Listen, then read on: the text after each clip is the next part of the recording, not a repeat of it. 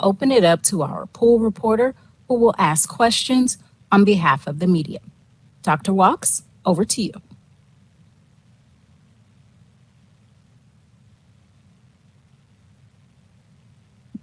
Good morning, everyone. Just a few short weeks ago, we were in our first surge with the Delta variant. It spread easier than others and caused more hospitalizations, more severe illness. We were close to shifting to stage 1 at that point, and quickly cases rose. We had hospitalization rates that dramatically climbed, and our hospitals were overwhelmed. We had to shift from anticipating going into stage 1 to quickly shifting back to stage 3, and then with a snap of a finger, we were in stage 4. And fortunately, our community responded, and we had more people masking, and we got more people vaccinated, and our beds slowly started to open up again. And we are now here in this point in time where a lot of people are asking, why haven't we shifted our staging to stage 2? And I want to talk about that and explain that doctors like to not just treat disease, but we like to prevent disease and illness. And we take several factors into consideration when we are making decisions about the stage changes. And one of those is that concept of how is something spreading in our community, and we call it community-based transmission. And it's the number of cases per 100,000 over a 7-day period. New information from what we've just experienced with the latest Delta surge and lessons learned globally have shown that this is an indicator, along with a 7-day moving average of hospitalizations, that will help us make decisions to keep our community protected and our hospital system protected. So we're not taking away from what we know has worked for us, but we're adding something else to help us be prepared and to prevent another surge. So we are going to be looking at that. And in looking at that, in June, when we had a 7-day moving average of 8 hospitalizations per day over 7 days, our community-based transmission rate was higher. It was in this 13 to 17 range, which meant that we were having a spread that was starting. And then it exploded into what we now know was a surge of severe proportions, and we want to prevent that. So we are going to continue to ask our population and our residents, our community, our loved ones, and our businesses to do what we know has worked. Get vaccinated, wear a mask indoors when you don't know what the status of someone is that you're around, because you don't live with them. They're not your friends and family whom you can ask, hey, have you gotten your vaccine? Did you get your booster? Are you feeling okay?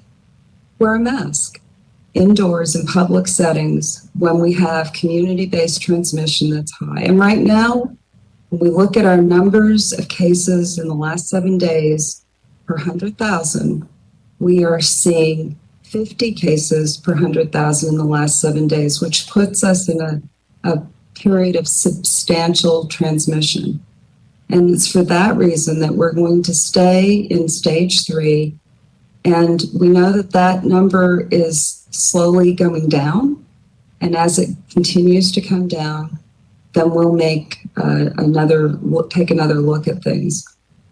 We want to have holidays that are safe, and we want to get our families protected. So continue to go out and get your vaccinations for those of you that are eligible. And now everyone 5 years and up are eligible for vaccinations. And when you're in public indoor spaces, wear a mask. Thank you.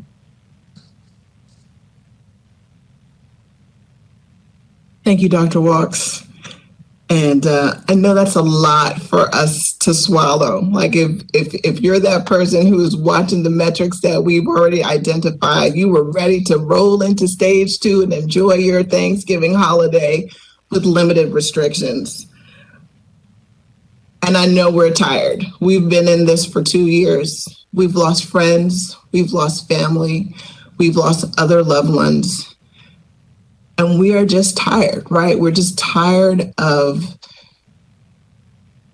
being in this space, in this fight. But what I do know is that something that Dr. Walks said resonated with me. It reminds me of the tagline for Austin Public Health: prevent, promote, protect.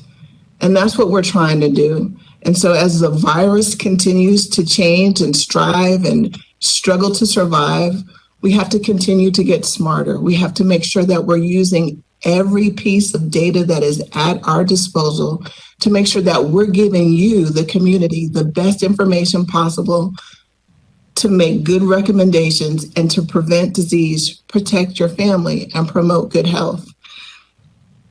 And so to prevent the surge, stage 3 is the place that we need to be. And if you're one of those people who are going to run to the metrics and look at it, you'll see, yeah, we're high. Our community transmission rate is high, but our hospitalization rates, those are getting better. You want to know why? Because we're getting vaccinated and we're practicing those 3 W's. We're wearing our mask, we're washing our hands, we're staying home when we're sick. And so, today we're going to have a very important conversation of why it's necessary for us to stay the course, because we have the evidence to show that these measures are working.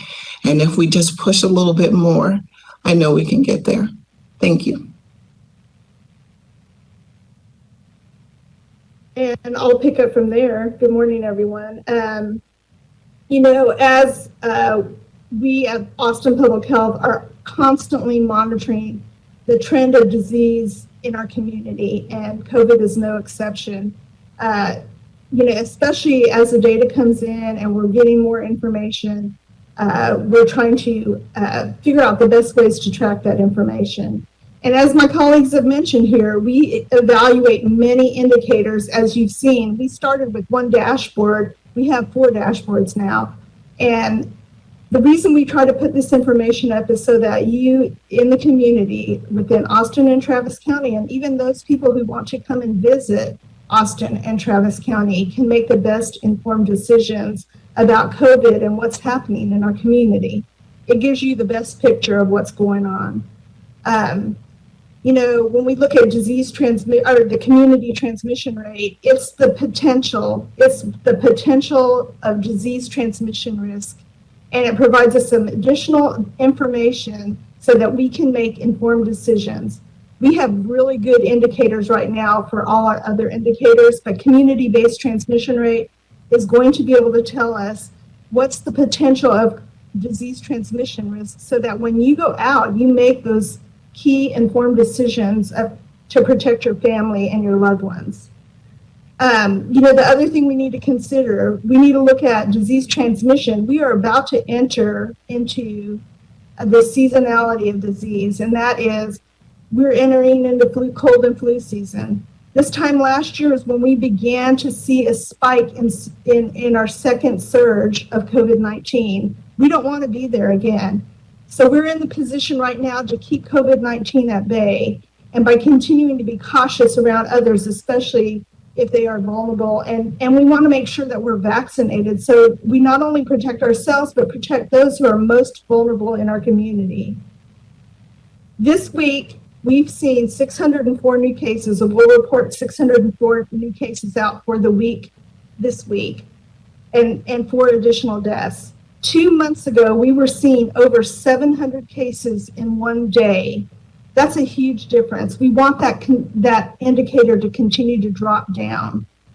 And we were seeing 24 deaths in a week. We've made huge improvements, and we've come a long way. So now is the time to continue to be vigilant and so that we can enjoy the holidays. We don't want to see a post-holiday surge and put us back in the space we are. We want to be as healthy as possible as we enter cold and flu season. You know, wearing masks, especially in situations where you don't know what somebody's vaccination status, is key. If you are having holiday gatherings and you have people who are coming over to your house, you know, and they haven't been vaccinated, you need to make sure they get tested as well. But you need to make sure that you are doing those things to prevent disease coming into your home. And if you're going out and about, make sure if you're sick, you stay home and not, you know, perpetuate the disease transmission risk out there. You know, finally, and just to wrap it up, you know, we want to be sure you're protecting your most valuable and asset that you have, and that's your vulnerable loved ones. Make sure you're taking care of your family. Make sure you are fully vaccinated before you visit someone. And if you're not, get tested. And if you're sick, by all means, stay home so that you can enjoy a holiday with them at some other point. And with that, I'll turn it over to Cassie. Thank you, Janet, and good morning. We are really excited that this week we got very good news with the approval from the FDA and the CDC of the 5 to 11-year-old COVID vaccine. Austin Public Health has been planning to implement this phase of vaccine distribution since the beginning of the vaccine rollout. We're excited that as a vaccine for children provider, we have the staff that are prepared to give the best care to these children and provide the support to the parents and families that are making this very personal health decision for their family and their child. We know that if a parent comes and brings their child to an Austin Public Health clinic, they will have a well-trained nurse, and their child's experience will be the optimal experience that they can have. Our Vaccine for Children Shots for Tots clinic has already started providing the COVID-19 vaccine, and we've already done some community events. And so we're excited to have those events have been rolling out, and we've already started vaccinating children. With that, we just want to make sure that parents are aware of where they can go. We are also increasing our clinic capacity so that not only would you go if you're a Shots for Tots patient, you also as you can go to that clinic, but you also will have new capacity at our Delco site and at our SIM site. We have added evening hours, we have added Saturday hours, so that regardless of when you're looking to get your vaccine, you have an option to take your child to a clinic.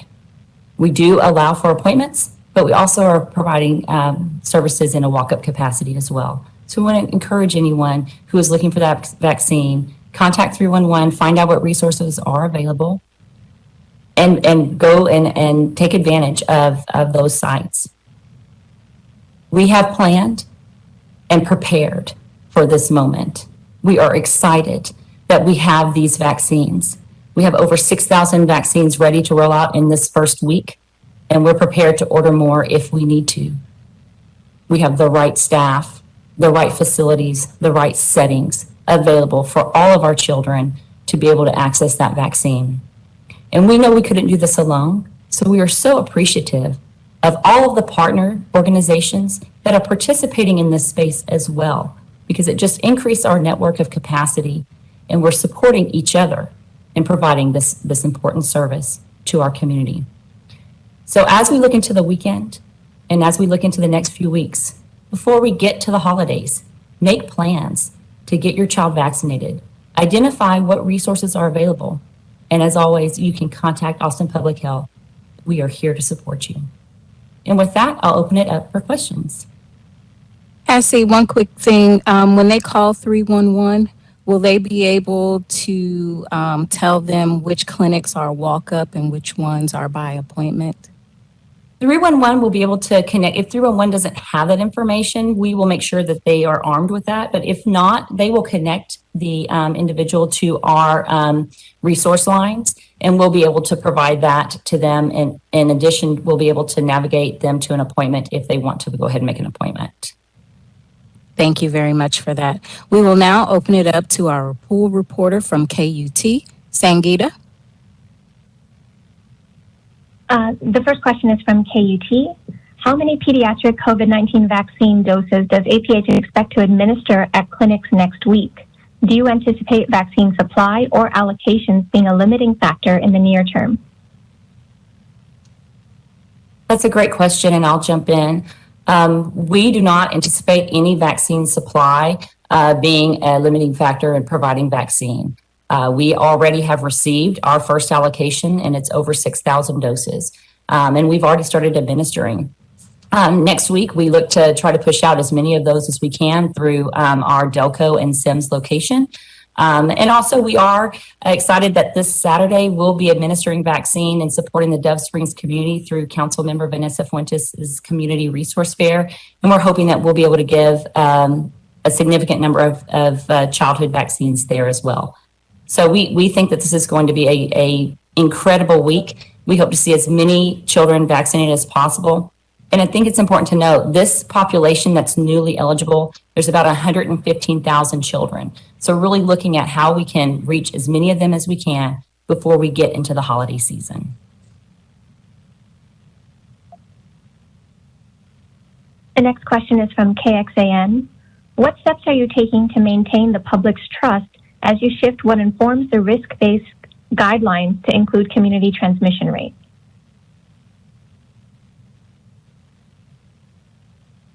We're not actually making a shift. We are making it known that this is part of what is driving the decisions that are made with regards to staging. We are continuing to use the 7-day moving average of hospitalizations as one of our guideposts in that decision process. And we're also layering on what's been part of the process as well, which is looking at how COVID-19 is spreading in our community. So right now our hospitalizations are low. So that tells us that our hospital capacity is good, and that is where we want it to be. But we want to prevent any stress on that hospital system by letting people know how what their risk is if they go into the community based upon what the transmission is of what the spread rate is of COVID-19. So that's where this community transmission rate comes in, and it helps inform our public about what their risk is. And as we go into the holiday season and people are out and about and preparing for festivities, that information will help guide their decision making on whether they wear a mask indoors in public places. I can layer on to that statement just by saying, again, we're looking at multiple indicators as we move forward, as Dr. Wachs has mentioned. And the community-based transmission risk, what's important for people to pay attention to is that this is the potential for disease transmission risk in our community. Right now, it's at a substantial level.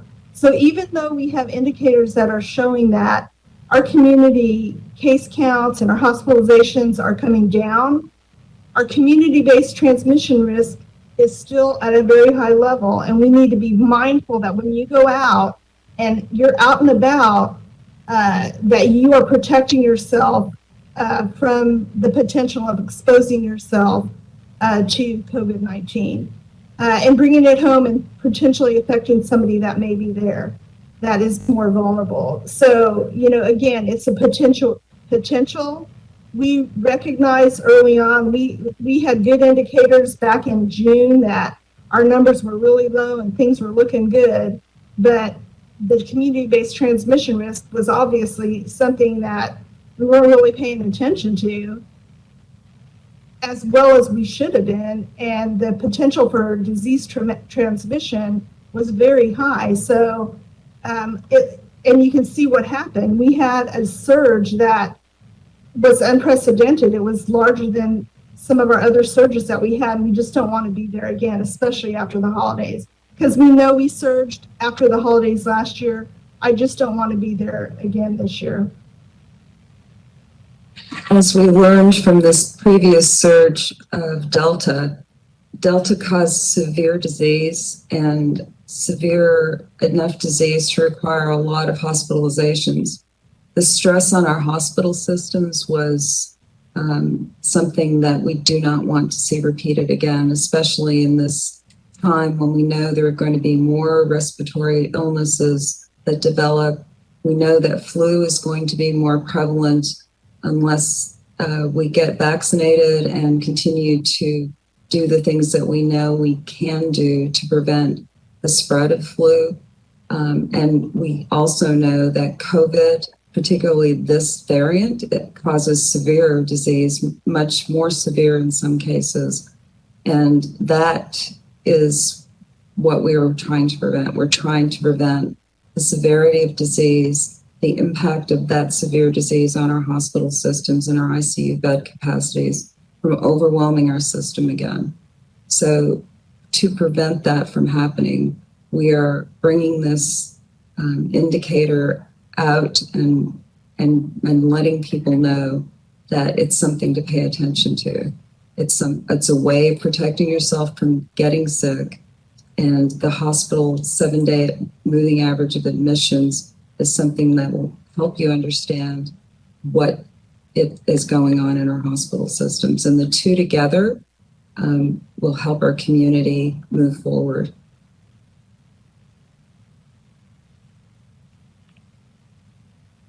The next question is from Community Impact. Is the public taking advantage of booster shots? Do you think local residents have a grasp on who is eligible for a booster shot?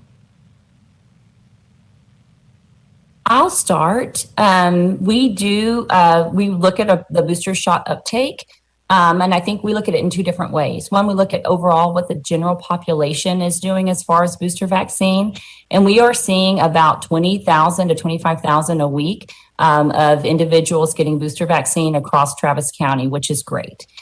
We like to see that higher, but we definitely are encouraged that people are getting that booster vaccine.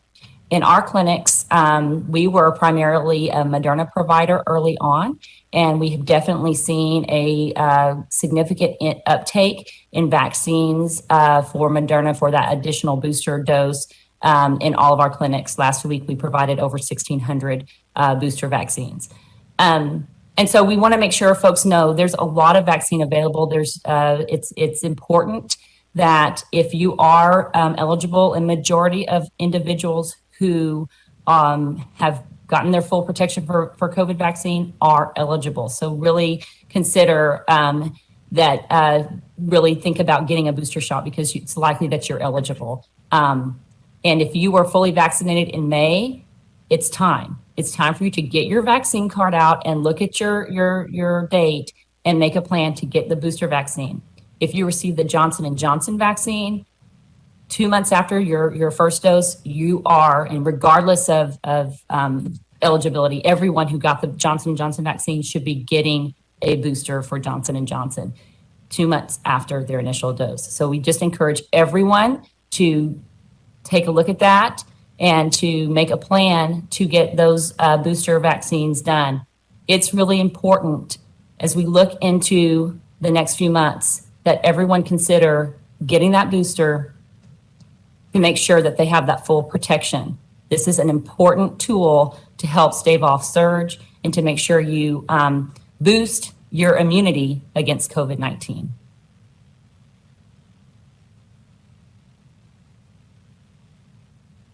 The next question is from CBS Austin. With pediatric vaccines green-lighted, what are your thoughts on mask mandates in schools and other large public gathering places? We continue to need to protect our community from the spread of COVID-19. And until we have the most vulnerable in our community and those unprotected by vaccinations vaccinated, it's still important that we do what we know works to protect our community, which is wear a mask. So it's wearing a mask, staying home when you're sick, social distancing, washing hands. Those are still the pillars that are important. Vaccinations, until we've gotten our kids vaccinated, are going to continue to be what we're going to push and message and educate the community on. And until we get our community vaccinated, we still need to wear a mask. And that's in alignment with what the CDC is recommending in our schools to protect those children that are unvaccinated.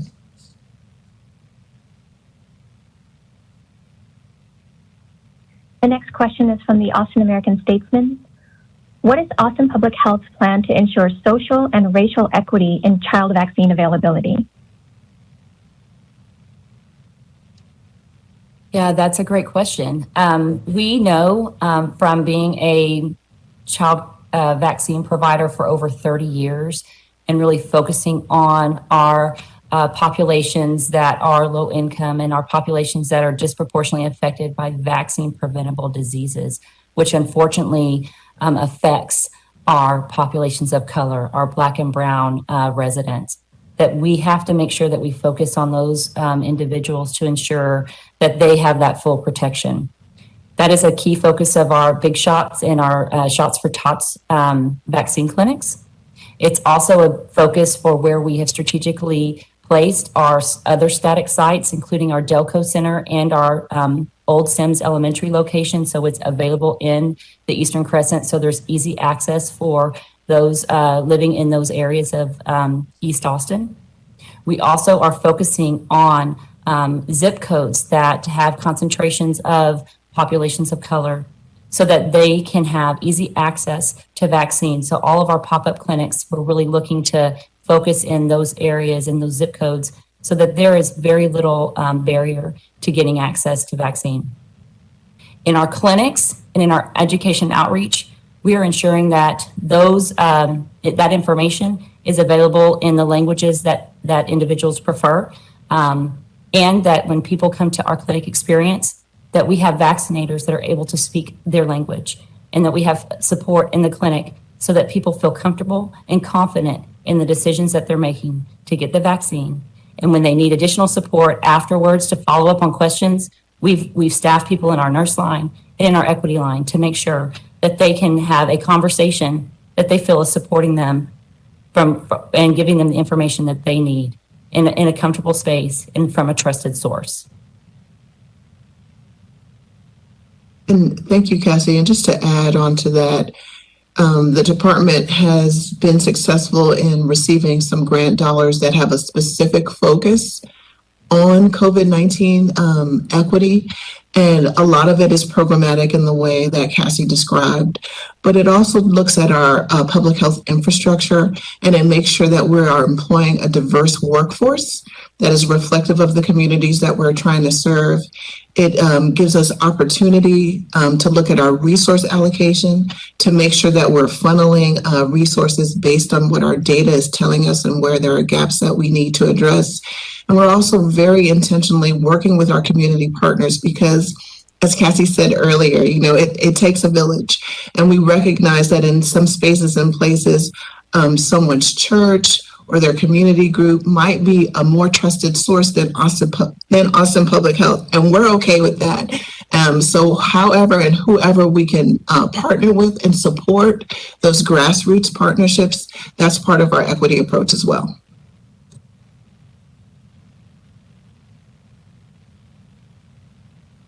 The next question is from KVUE. How are you addressing concerns of parents who are hesitant to get their kids vaccinated? We are in the school systems, working with school nurses and arming them with educational materials. We're talking to our partner organizations and aligning messaging to get the word out about the safety of the vaccines, the the evidence for the safety of the vaccines. We're having conversations with providers in our area, some of whom will not be administering COVID vaccines.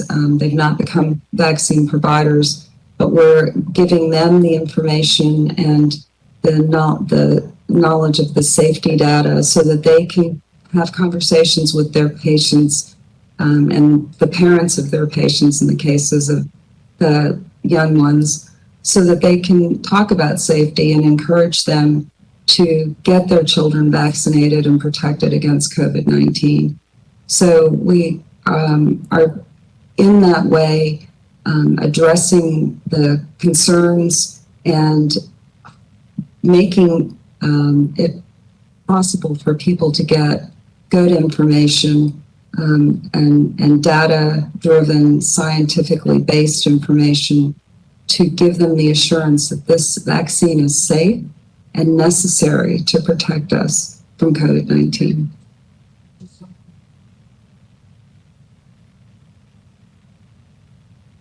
The next question is from Univision. How are you making sure kids in Latino neighborhoods and in schools with a mostly Hispanic student population get access to the COVID-19 vaccine? I'll start.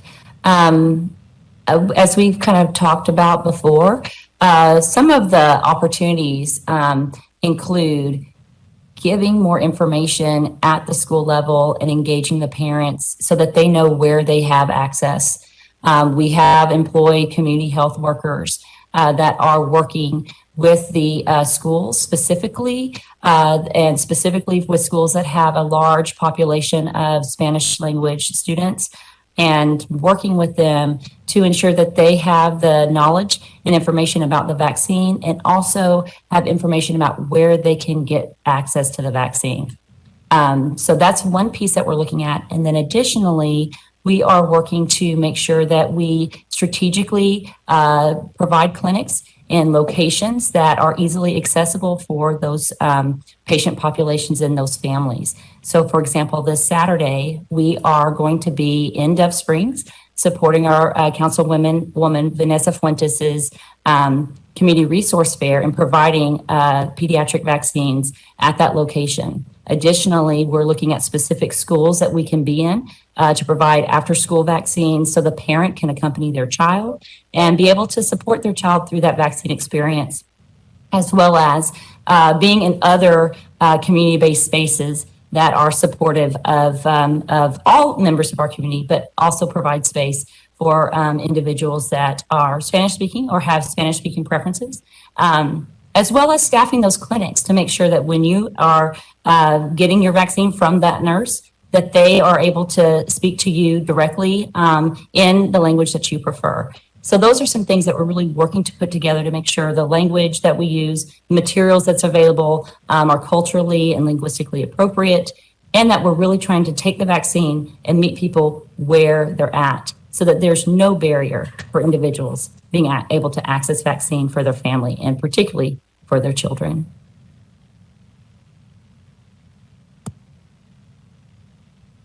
The next question is from KUT. How many pediatric COVID-19 vaccines has APH administered for clinics this week? Yes, that's a great question. So as soon as we received the approval and were able to update our clinical guidelines, we began vaccinating on Wednesday afternoon. And that was really exciting because we were staged and ready and we were able to just push in and start offering vaccine. We anticipate after last night, we were almost at 100 vaccine doses administered. We expect that after Saturday, we will have already administered close to 200 doses to children. We are ready. We have the vaccine available. We just need the kids to come on in and get the vaccine. So we expect next week to be a huge week. We're hoping that we have a lot of interest and a lot of uptake and hope that our families have the ability to get out and get that vaccine before these holidays.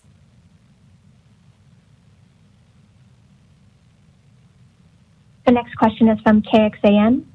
Will your dashboard be updated to reflect community transmission rate so people can track this new metric?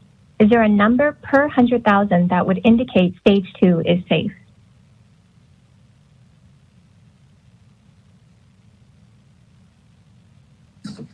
Yes, our dashboard is being updated, and it will indicate the 7-day moving average of cases per 100,000. And we are following the CDC guidance, and the link will be there, so you'll be able to track it as well. Over greater than or equal to 100 is considered high transmission, which would be consistent with our stage 5 and the 7-day moving average that corresponds of hospitalizations. The 49.9 to 99 is, or 50 to 99 is our substantial transmission rate, which corresponds with stage 4 and with our 7-day moving average of hospitalizations. And all of that will be listed on our dashboard. Our current stage 3 would be correspond to moderate transmission rate, and that would be anything under 50, and so on. So we will be able to track as a community where we are from the 7-day moving average of hospitalizations, which, as I mentioned earlier, will continue to be the focus and guide for us, because we are wanting to protect our hospital systems. That is where we go for care when we have severe illness, like we've seen with the Delta variant. And we are using the community transmission rate to help guide people's decisions as they move in and around our community, so that they can be informed about when it's a good idea to, and a recommended idea to wear a mask in indoor public spaces where they're not aware of the status of somebody's vaccination or whether or not somebody's having symptoms and ill from COVID-19.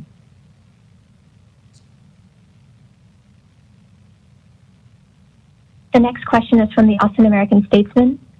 What is Austin Public Health's timetable for having the majority of children vaccinated? I think that's a really great question. What's really important is, again, there's 115,000 children estimated that are in that newly eligible population between the 5 to 11-year-old age range. We think it is critical that before the December holidays that we get majority of those children vaccinated. And that is our effort. We are in a full court press to try to get as many children that first dose before they break for Thanksgiving. I've asked our staff to work really hard to make sure that we're offering evening and weekend opportunities, and that we can get and meet people where they're at so that they can get that vaccine for their child.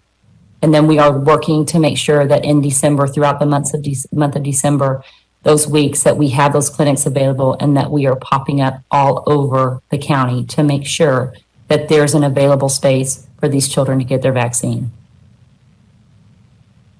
Thanks, Cassie. I think another important part of that is that we are working with our provider community to assess capacity and provide technical assistance, anything from transferring smaller doses of vaccine or helping you through the reimbursement process. So again, we know that it takes a village.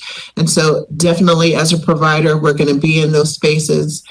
As a public health department and a convener, we're going to work with our physicians and our pharmacy, retail pharmacy, to support their efforts. And we're going to support community efforts like the Travis County Collaborative and those other boots on the ground clinics that we've continued to support throughout the pandemic. And then we're ready to scale up. And so we've really been intentional about our planning, not only to ensure that as a direct service provider, we're ready, but also as your community's public health department, we're doing our role in supporting our entire community's capacity to get this done.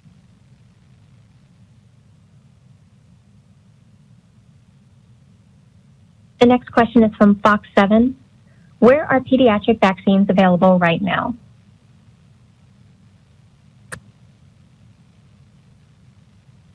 Vaccines are available through Austin Public Health, through pharmacies, at local providers, at federally qualified health clinics. We have mobile units. The county collaborative has a strike force team that's been out in the community delivering vaccine to adults and children already, and partners with us in all that we do. We have a cadre of people that are ready to go, excited to vaccinate the 5 to 11-year-olds in our community, and vaccine's widely available, and we are all ready to get this job done.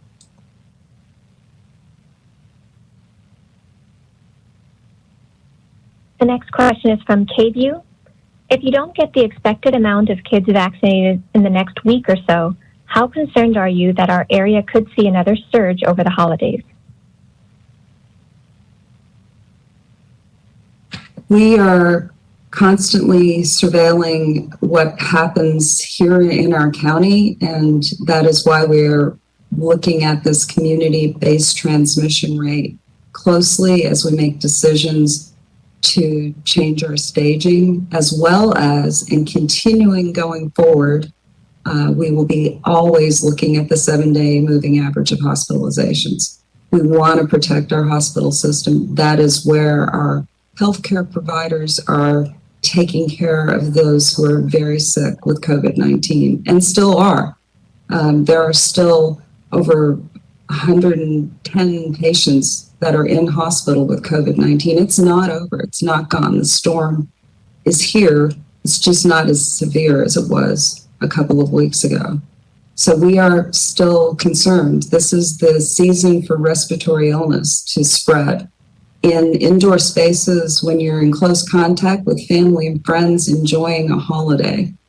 So we are here today to say, yes, our hospital systems are getting a breather, and we want everybody, including our healthcare professionals, to have an opportunity to spend time with their family and friends over the holiday season.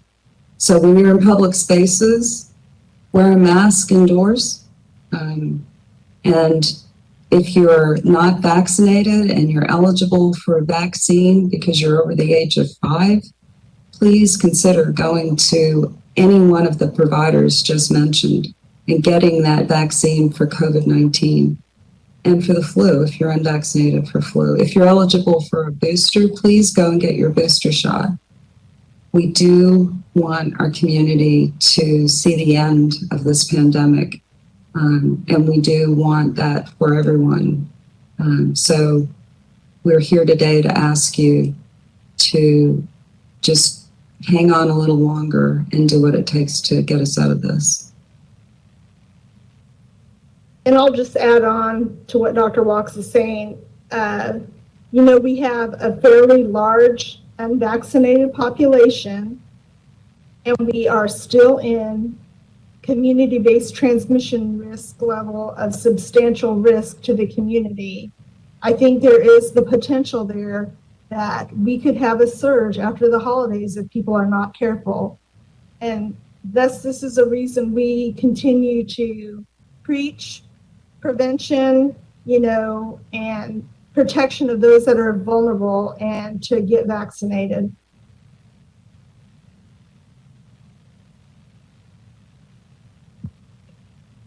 The last question comes from Univision. What do you say to parents who are concerned about the effects of the COVID-19 vaccine?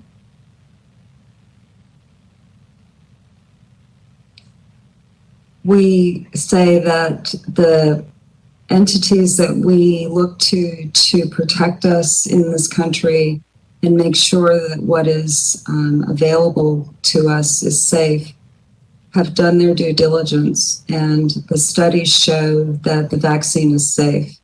There have been over 400,000 million people, who have received COVID-19 vaccine, and we see that the data shows the safety of the vaccine. The same diligence was taken for the pediatric vaccines. The studies that were done for the 5 to 11-year-old age group showed a safety profile that showed that we could, by giving just a million children vaccinations in the 5 to 11-year-old age group, we could prevent over 58,000 cases of COVID-19 in the 5 to 11-year age group. 226 hospitalizations could be prevented. Deaths could be prevented. All of this has been done, and we look to this group for their guidance, and they have said and shown us that the vaccine is safe. So I urge everyone who has not been vaccinated to get vaccinated. And those that have children in the 5 to 11-year-old age group that have been waiting for this moment, I ask you to get out there and get your children vaccinated, and let's look forward to having a safe holiday season.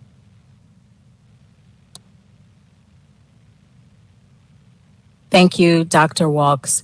That concludes our media availability for today. Thank you to Dr. Desmar Walks, Interim APH Director Adrian Stirrup, Chief Epidemiologist Janet Pichette, Cassandra De Leon, APH Chief Administrative Officer for Disease Prevention Health Promotion Division, and to our pool reporter, Sangeeta Mignon from KUT. Thanks for joining us, and have a safe weekend.